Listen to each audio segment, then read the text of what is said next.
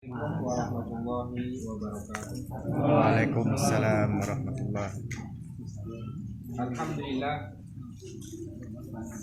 Alhamdulillahilladzi nahmaduhu wa nasta'inuhu wa nastaghfiruh wa na'udzu billahi min shururi anfusina wa sayyiati a'malina may yahdihillahu fala mudilla lahu wa may yudlil fala hadiya lahu.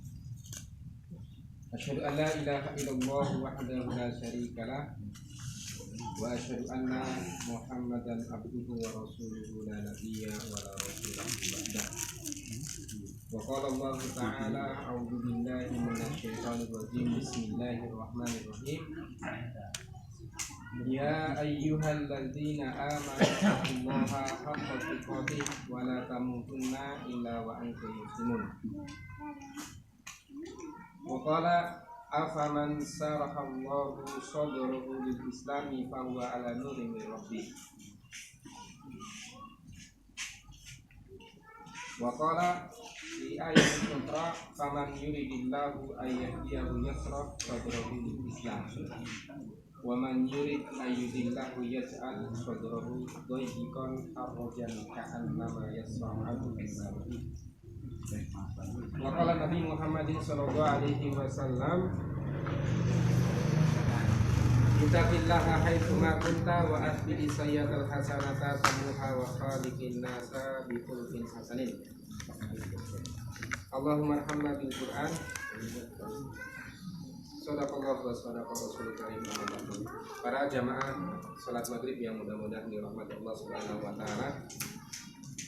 Alhamdulillah pada kesempatan malam hari ini kita berkumpul kembali bertatap muka dalam rangka watawasobil haq wasobil sabr. Sebuah kehidupan yang tidak akan berarti ketika kehidupan itu tidak menjadikan bahwa wasiat mewasiati itu menjadi satu keharusan yang ada dalam diri seorang hamba. Karena tabiat manusia itu ketika tidak mendapatkan nasihat, maka dia akan kembali kepada tabiat buruknya, mengikuti daripada hawa nafsunya. Maka Allah Subhanahu wa taala di dalam ayat itu jelas ya, bahwa manusia itu seluruh yang ada di muka bumi ini dalam keadaan merugi, kecuali orang yang beriman dan beramal soleh dan orang-orang yang berwasiat dalam kebaikan dan kesabaran. Terlebih-lebih di akhir zaman ini bahwa orang-orang yang berusaha untuk menetapi sebuah manhaj yang telah dibawa oleh Rasulullah SAW, Rasulullah gambarkan seakan-akan seperti memegang bara api, dan itu terbukti dan itu menjadi sebuah konsekuensi ketika seseorang itu sudah menyatakan dirinya beriman, kemudian dia sudah beristiqomah, maka dipastikan dia akan mendapatkan berbagai macam ujian-ujian. Para jamaah yang dirahmati Allah Subhanahu wa taala, pada kesempatan malam hari ini saya mengambil satu pasal di dalam bukunya Imam Ibnul Qayyim di dalam Zadul Ma'ad. Di sana di dalam jilid yang kedua ada judulnya Asbabus Insirahi Sadri. Asbabu Insirahi Sadri. Penyebab-penyebab lapangnya hati seorang hamba. Jadi penyebab lapangnya hati seorang hamba. Para jamaah yang dirahmati Allah Subhanahu wa taala, bahwa hati yang lapang itu kalau di dalam buku ini disebutkan telah dimiliki oleh Rasulullah SAW. Rasulullah itu adalah pribadi yang sangat mulia dalam akhlaknya, tetapi bahwa kesempurnaan ini hanya dimiliki oleh Rasulullah SAW, tapi kesempurnaan yang mutlak hanya Allah Subhanahu wa Ta'ala yang memiliki. Artinya bahwa Rasulullah itu seorang hamba Allah Subhanahu wa Ta'ala yang memiliki akhlak yang begitu sempurna. Bahkan gambaran Rasulullah itu digambarkan oleh seorang istri Rasulullah bahwa kaifa khuluquhu kana khuluquhu Al-Qur'an. Bagaimana akhlak Rasulullah SAW? Kalau menggambarkan kepadaku, maka dia mengatakan bahwa akhlak Rasulullah adalah Al-Quran. Maka para jamaah yang dirahmati Allah Subhanahu wa Ta'ala, di dalam mukadimah tadi saya bacakan afaman sarahallahu, bahwa afaman sarahallahu sadrahu lil Islam fahuwa ala nuri min rabbih. Maka apakah orang yang dibukakan Allah hatinya untuk menerima agama Islam, lalu ia mendapat cahaya dari Rabb-nya, sama dengan orang-orang yang membatu hatinya. Jamaah yang dirahmati Allah Subhanahu wa Ta'ala, maka ternyata di antara beberapa penyebab yang bisa menjadikan hati itu lebih lapang, ya, lebih luas, lebih tenang dan tentram, itu adalah hati yang sudah disinari oleh cahaya tauhidnya Allah Subhanahu wa Ta'ala. Maka disebutkan di sini bahwa tauhid disebutkan dalam matan Zadul Ma'ad ini mengatakan bahwa tauhid huwa al-iman, adalah keimanan seorang hamba kepada Allah Subhanahu wa Ta'ala, ya, yang mana Allah Subhanahu wa Ta'ala akan memberikan cahaya ini kepada orang-orang yang jiwanya, dadanya luas di dalam menerima Islam, ya. Dan ini kalau kita baca dalam biografi, ya, baik dari kalangan para sahabat, ya, tabi'in, tabi'ut tabi'in, maka kenapa para sahabat ketika mereka mendapatkan, ya, sebuah taujih, sebuah penyampaian dari Rasulullah SAW tentang agama yang baru, sebuah agama yang betul-betul memberikan sebuah kesesuaian dengan fitrah manusia, sehingga pada jamaah yang dirahmati Allah Subhanahu wa Ta'ala, para sahabat itu bahkan bagaimana, ya, ketika sahabat, ya, Abdullah bin Mas'ud, seorang sahabat dari kalangan orang yang paling miskin, seorang sahabat secara fisik yang jauh di kalangan para sahabat secara fisiknya. Bahkan ada yang mengatakan bahwa tingginya sahabat Ibnu Mas'ud itu sama dengan duduknya para sahabat yang lain.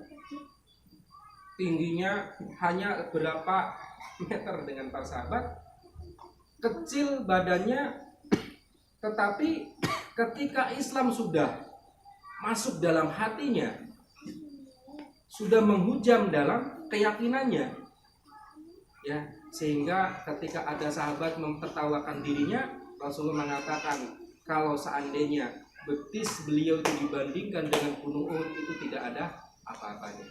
Artinya para jamaah yang dirahmati Allah Subhanahu wa Ta'ala, ketika Islam itu sudah masuk ke dalam diri seorang hamba dengan sebenar-benarnya, maka Allah Subhanahu wa Ta'ala akan meneranginya dengan cahaya keimanan. Ya. Maka di sini kata beliau, a'dhamu asbabi sarhi sadri at-tauhid ala hasbi kamalihi wa quwwatihi wa ziyadatihi.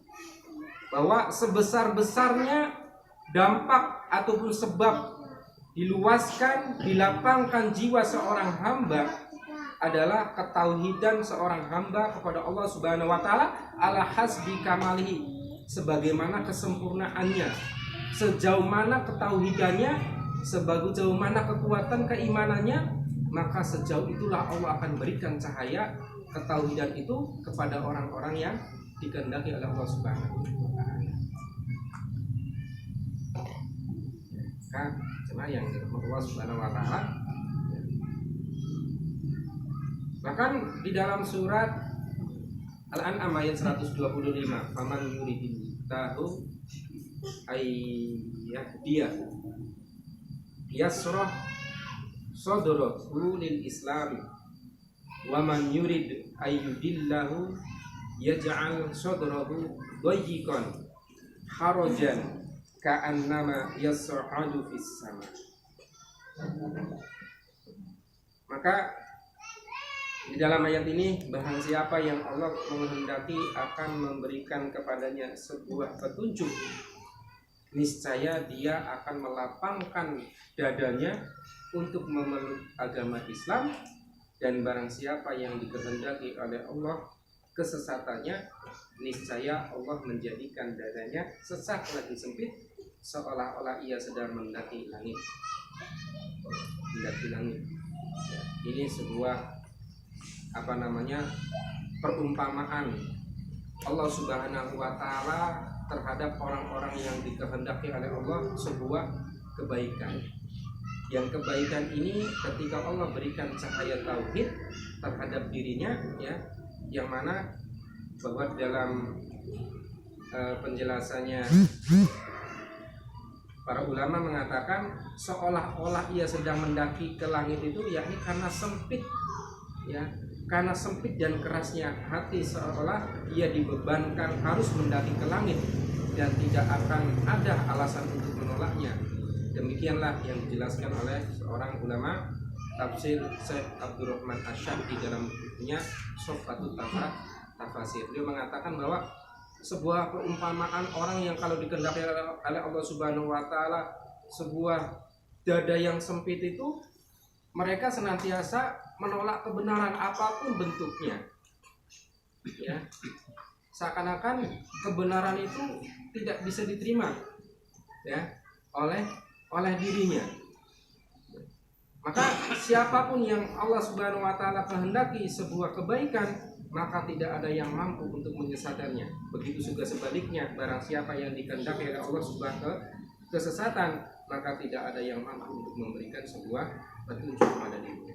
Artinya para jamaah yang mudah-mudahan dirahmati Allah Subhanahu wa taala, belajar daripada, ya, ayat di dalam surat Al-An'am, ya, maupun di dalam surat Az-Zumar ayat ke-22 tadi dan ayat 125 dalam surat Al-An'am ini, bahwa faktor terbesar diluaskannya dada seorang mukmin adalah sebuah ketauhidan, dan tauhid di sini adalah sebuah keimanan. Artinya kalau tauhid itu mereka betul-betul sempurna ketauhidannya, ya, maka cahaya Allah akan betul-betul menerangi dan memberikan kesempurnaan sebuah cahaya tauhid. Para jemaah yang dirahmati Allah Subhanahu wa taala. Kemudian beliau mengatakan, ya, fal huda wat tauhidu min a'dami asbabi sarhus sadri wa sirku wad dalal min a'dami asbabi, ya, min asbabi daiqis sadri wan firaji. Bahwa petunjuk dan tauhid itu merupakan sebesar-besar penyebab diluaskannya, dilapangkannya dada seorang mukmin. Maka jangan sekali-kali ketika Allah Subhanahu wa taala berikan petunjuk kepada kita, bagaimana petunjuk hidayah ini kita jaga dengan sebaik-baiknya. Dengan berupaya bagaimana menetapi segala apa yang Allah dan Rasul-Nya berikan, ya, sarana-sarananya, ya, kemudian bimbingan-bimbingannya. Jangan sampai kita menyepelekan tentang hidayah ini, karena hidayah itu merupakan sesuatu yang sangat mahal harganya, yang tidak bisa dibeli oleh seluruh pembendaraan di dunia. Sekelas paman Rasulullah SAW, secara pengorbanannya itu jauh dibandingkan mungkin dengan kita, ya, jauh apa yang beliau korbankan untuk bagaimana untuk mengusung dakwahnya dari kota ke menyempurnakannya. Apalah daya ternyata bahwa hidayah itu adalah hak mutlak milik Allah Subhanahu wa taala, sehingganya dia mati tetap berada dalam kekafiran. Maka kebalikannya Pak, wasyirku wad-dhalal min a'dhami asbab, dan bahwa kesyirikan dan kesesatan itu juga termasuk sebesar-besar penyebab dari sempitnya jiwa, sempitnya dada, dan juga beratnya jiwa di dalam menerima kebenaran. Maka kata beliau mengatakan wa minha an-nurul ladzi yaqdhifu Allahu fi qalbil 'abdi wa huwa nurul iman.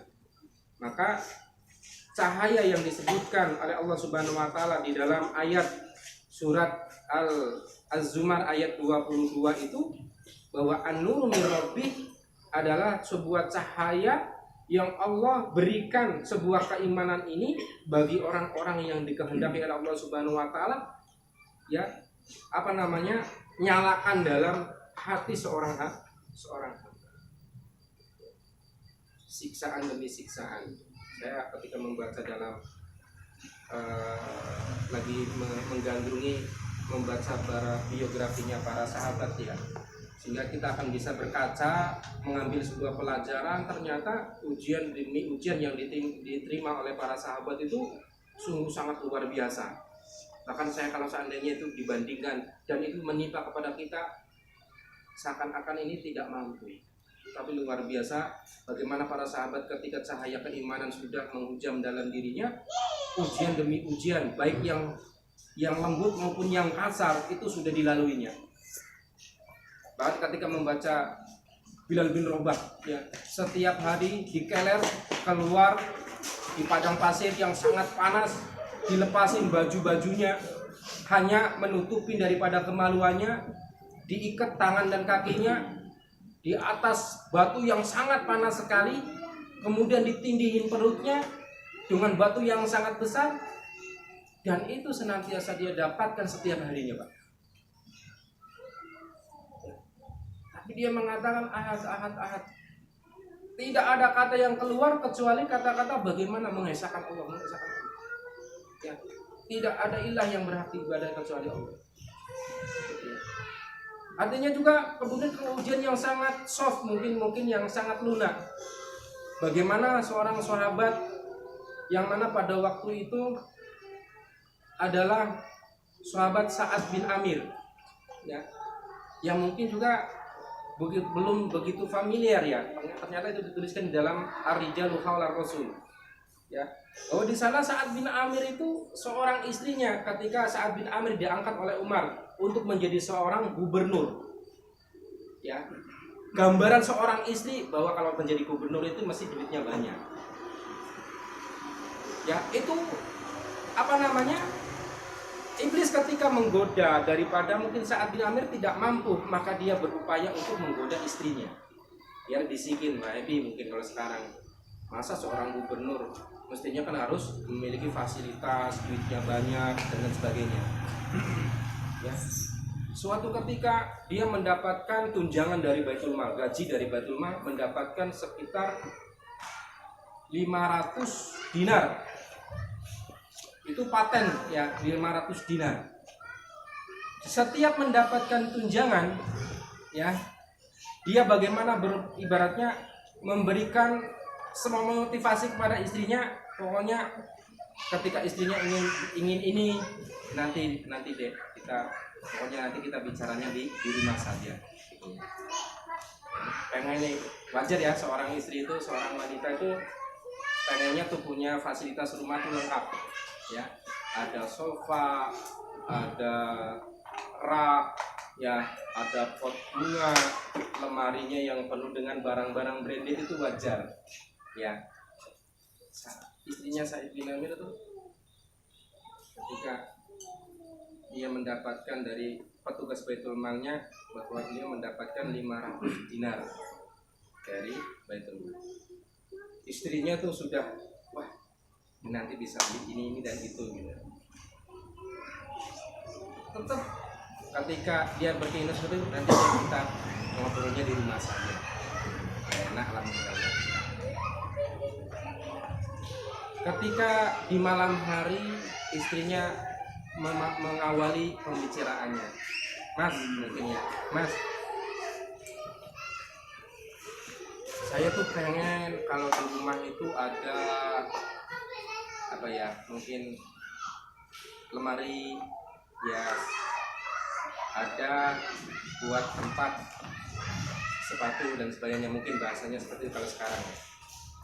Maka suaminya memberikan penegasan, wahai istriku, ya, bahwa kemarin yang kita dapatkan 500 dinar itu sudah saya bagi-bagikan kepada fakir.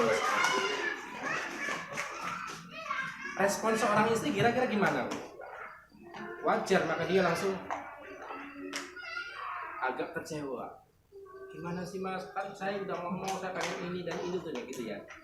Ternyata para jemaah yang dirahmati Allah Subhanahu wa taala, dia tegaskan, wahai istriku, saya tidak mau kalau seandainya jabatan yang telah diamanahkan kepadaku ini hanya untuk mendapatkan apa? Dunia.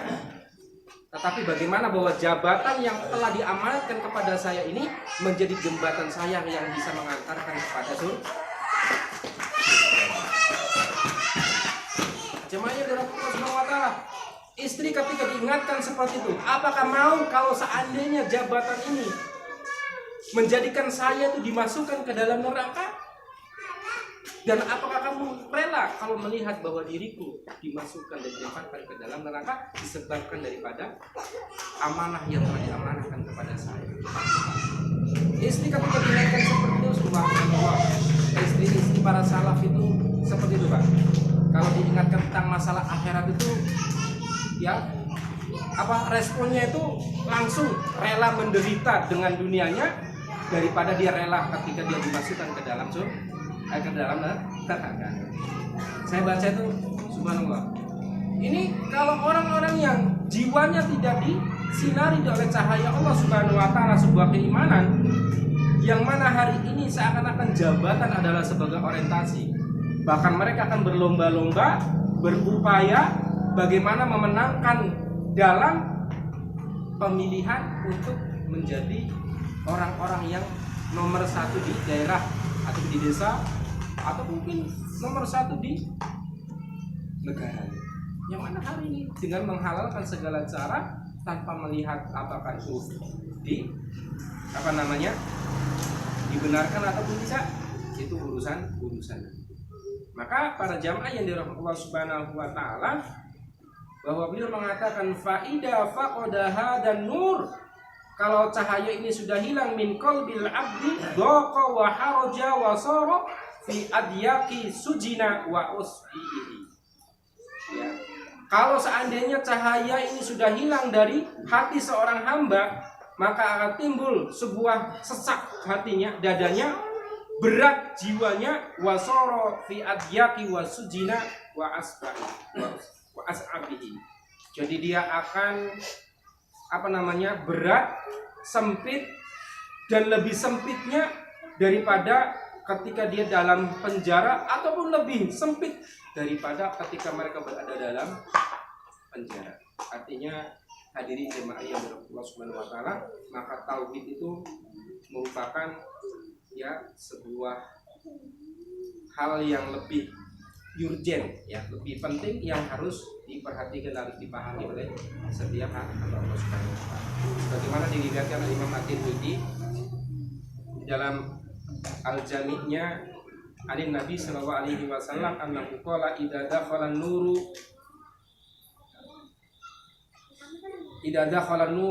al-qalba infasaha wansaraha. Ya, kalau cahaya itu sudah masuk ke dalam hati seorang hamba, maka akan terbuka lebar, ya, dan akan menjadi lapang dadanya. Qalu, maka para sahabat bertanya, wa ma alamatu dzalika ya Rasulullah? Kira-kira apa ciri-cirinya orang-orang yang diberikan anugerah berupa cahaya yang diberikan kepada hatinya? Qala al-inabatu ila daril khulud wa tajafa an daril gurur wal istidadu lil mauti qabla nuzulihi. Cirinya orang-orang yang jiwanya sudah tersinari oleh cahaya, kemudian dia akan lapang dan bahagianya hati seorang hamba itu adalah hatinya terpaut dengan darul khulud. Jiwanya itu terpaut dengan tempat yang abadi. Nah, ini para sahabat itu menjadi satu pegangan. Ya, ketika mereka mendapatkan ujian yang sangat dahsyat menimpa mereka, maka mereka teringat dengan sebuah tempat yang abadi. Ketika mereka bertahan dan terus bertahan dengan prinsip yang mereka pegang sampai menemui daripada ajalnya, maka Allah akan berikan balasan berupa surga. Pertama, inabatu idadari. Ya, mereka itu senantiasa teringat dengan tempat yang abadi. Kemudian yang kedua adalah tajafa'an daril durul. Mereka tuh berpaling dari tempat yang fana. Jiwanya sudah tidak mempan lagi dengan segala bentuk godaan-godaan dunia, baik jabatan, materi ataupun wanita. Mereka sudah tidak mempan lagi. Jiwa yang sudah terasa dan tersinari oleh cahaya keimanan, mereka sudah tidak mempan lagi seperti halnya hari ini, ya. Diiming-imingi dengan jabatan, lupa akan tentang bagaimana tempat yang abadi. Seakan-akan bahwa jabatan itu adalah tujuannya, sehingga lupa dengan ilmu yang telah dimiliki. Kemudian yang ketiga, wal istidadu lil mauti qabla nuzulihi. Maka yang ketiga itu cirinya mereka adalah senantiasa mempersiapkan diri mereka menemui kematian sebelum kematian itu menghampiri. Yang dari Allah Subhanahu wa taala. Coba saya anjurkan kepada teman-teman mungkin yang punya gadget, ya, downloadlah tentang masalah biografi para salaf. Maka di sana banyak sekali pelajaran-pelajaran yang akan bisa menjadi cambuk dan motivasi bagi kita bahwa ujian yang menimpa para sahabat, tabi'in itu sangat luar biasa, ya. Tetapi ketika ujian yang menghampirinya, mereka teringat dengan apa yang telah disampaikan oleh Allah dan Rasulnya. Itu menjadi mereka tetap teguh istiqomah di atas manhaj, ya, sebuah pedoman yang telah digariskan oleh Allah.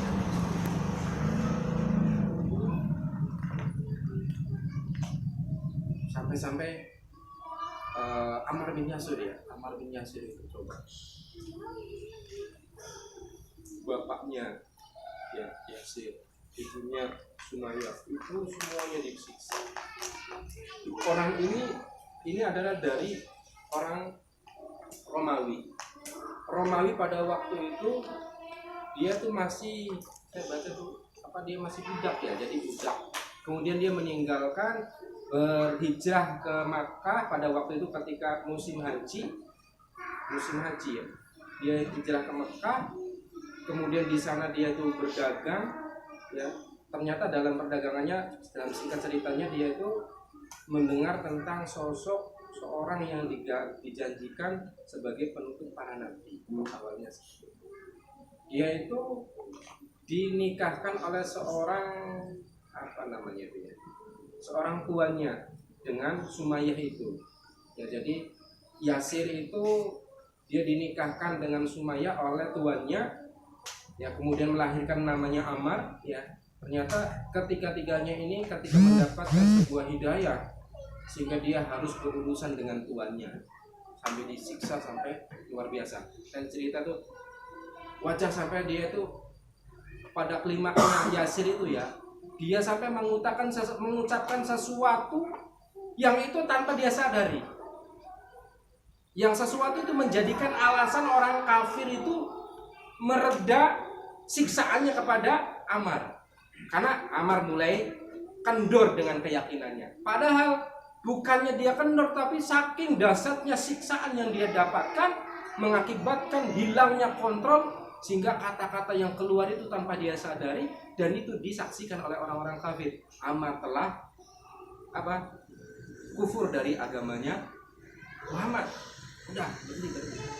Dan itu disaksikan oleh Rasulullah SAW. sehingga turunlah ayat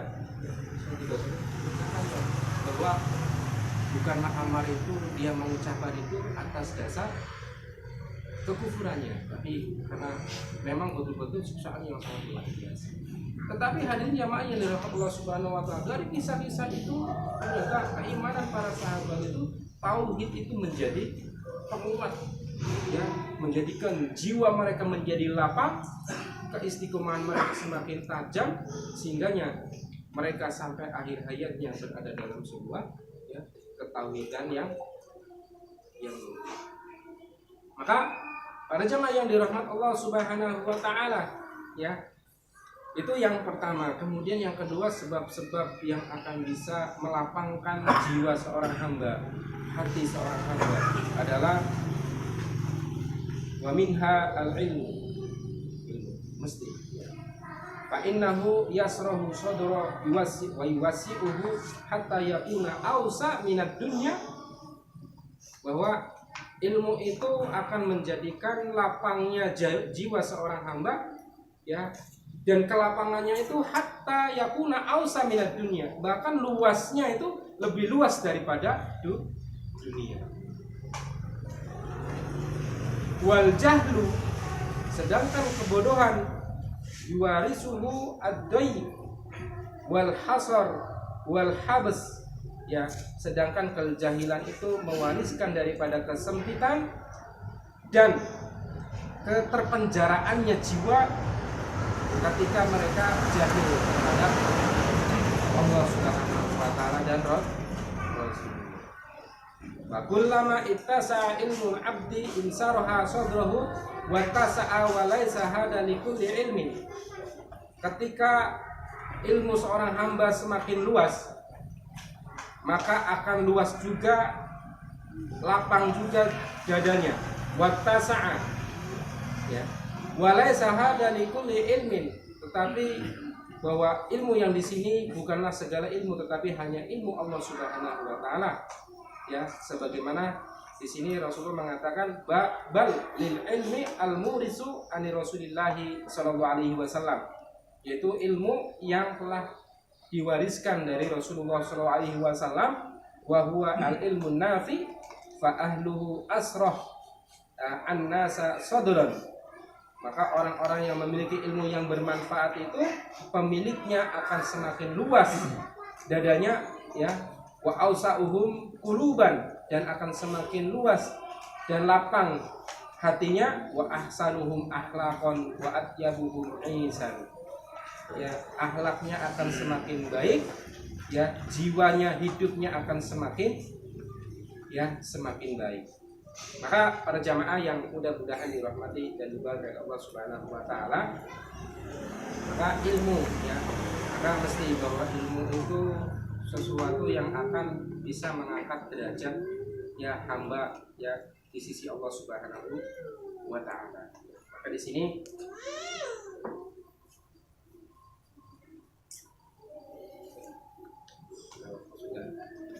langsung bisa ya, sampaikan sebentar, ya.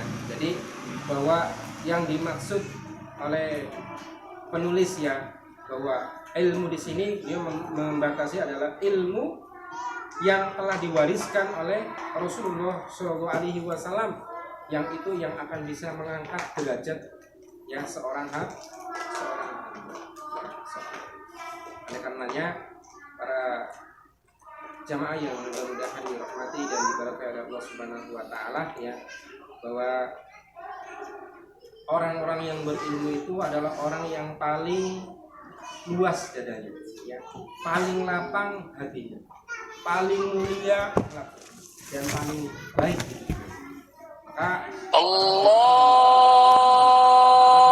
ilmu yang bermanfaat adalah ilmu yang senantiasa diamalkan, ilmu yang bisa diamalkan. Oleh karenanya jemaah yang mudah-mudahan dirahmati dan diberkahi Allah Subhanahu wa taala, ya, itulah ibaratnya di antara penyebab-penyebab.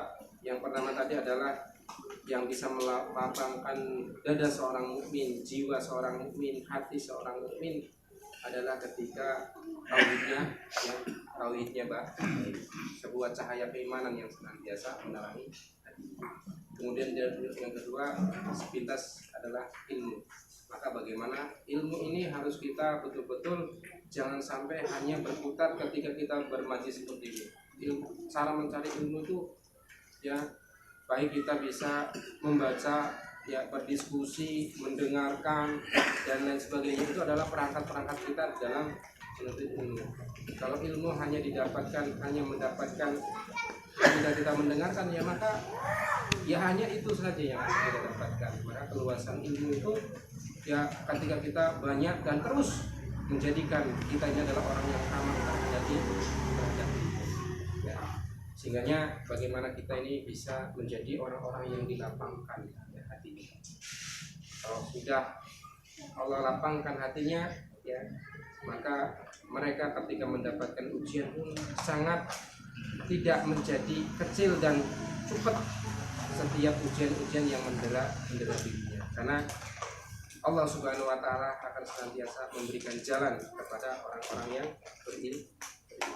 Allah alam bisawab, ya mungkin itu yang disampaikan, baru dua hal yang baru saya sampaikan. Mudah-mudahan di pertemuan yang akan datang bisa lebih dilengkapi dengan faktor-faktor yang lainnya, sehingga kita bagaimana bisa menetapi dan berusaha waspada terhadap faktor-faktor yang bisa merusak ataupun menyempitkan dada kita ya